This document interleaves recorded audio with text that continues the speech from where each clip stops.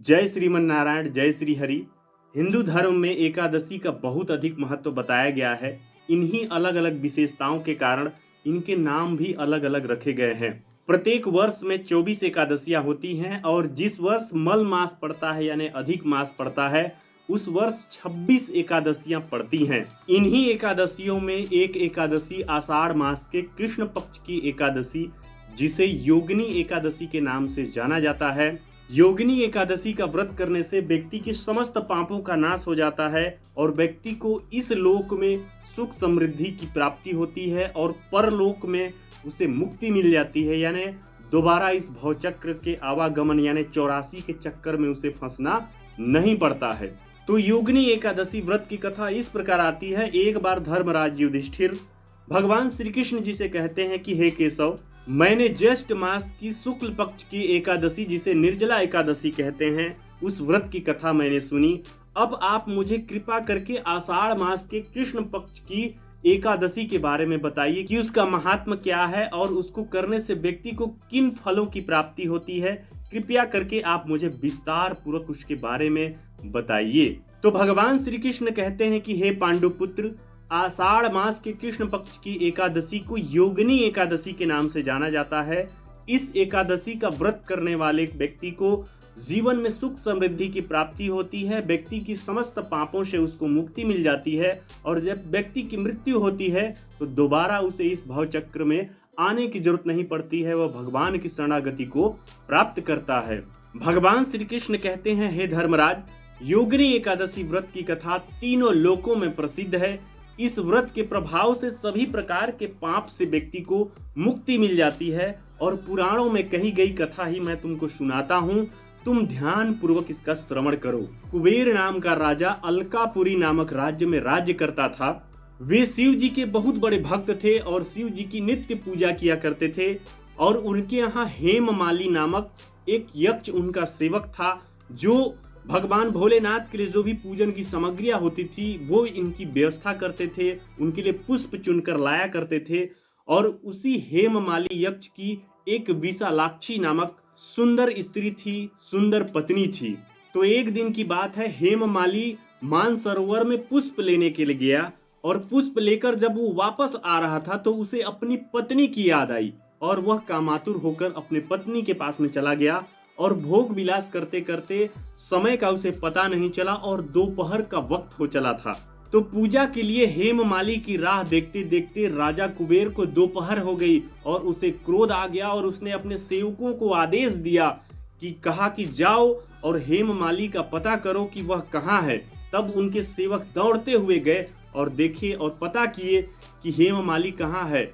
तो उन्होंने राजा को आकर के बताया, उनके सेवक राजा को आकर के बताए कि हे राजन, वह तो अपने घर में है और अपने पति के साथ में भोग विलास में लिप्त है। इस बात को सुन राजा कुबेर ने हेममाली को बुलाने का आदेश दिया। हेममाली डर कर कांपते हुए आया और राजा हेममाली को देखकर क्रोध से उठ खड़े हुए। उनके होंठ क्रोध से फड़फड़ाने लगे और राजा ने उन्हें श्राप दिया।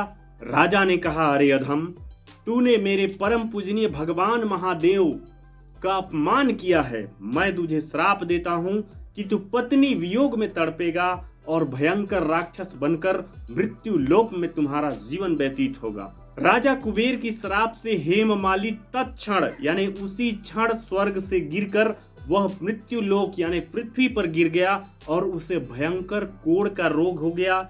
उसकी पत्नी भी उससे बिछड़ गई। मृत्यु लोक में आकर हेममाली ने अनेकों प्रकार के भयंकर भयंकर कष्ट सहे, लेकिन शिव जी की सेवा करने के कारण से, पूर्व में शिव जी की सेवा करने के कारण से उसकी बुद्धि मलिन नहीं हुई, उसकी बुद्धि दूषित नहीं हुई और उसे पूर्व जन्म की बातें याद रही। इस प्रकार अनेकों कष्टों को भोगते हुए हेममाली अपने कुकर्मों को याद करते हुए हिमालय पर्वत की ओर निकल पड़ा।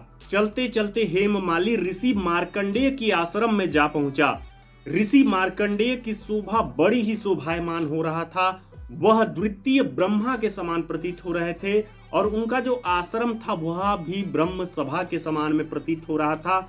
आश्रम में पहुंचते ही हेममाली ने साष्टांग दंडवत प्रणाम किया और उनकी चरणों में गिर पड़ा। तो हेममाली को देखकर ऋषि मार्कंडेय ने कहा कि तुम कौन हो और कौन सा ऐसा कृत्य किए हो किस तरह से भयंकर कोढ़ रोग तुम्हें सता रहा है और तुम इतना कष्ट भोग रहे हो। तो महर्षि की बात सुनकर हेममाली कहने लगे कि हे मुनि श्रेष्ठ, मैं राजा कुबेर का अनुचर हुआ करता था और मैं नित्य शिव जी की पूजा के लिए समय पर मानसरोवर से पुष्प लाकर शिव जी की पूजा में दिया करता था। लेकिन एक दिन के समय में मैं मानसरोवर में पुष्प लेने गया और आते वक्त मुझे पत्नी की याद आ गई और मैं पत्नी की संग करने लगा, पत्नी के साथ भोग विलास में लिप्त हो चला और दोपहर का समय हो गया। भगवान भोलेनाथ का जो पूजा का समय होता था वह निकल चुका था। तो राजा को जब पता चला कि मैं अपने पत्नी के साथ में हूं, तो उन्होंने मुझे श्राप दिया कि मैं जाकर पृथ्वी में यानी मृत्यु लोक में गिरूंगा और भयंकर कोढ़ का रोग होगा। तो हे प्रभु, मैं आपकी शरणागति हूँ, हे मुनि श्रेष्ठ, मैं आपकी शरणागति हूँ, आप कृपा करके मुझे इससे मुक्ति का उपाय बताइए।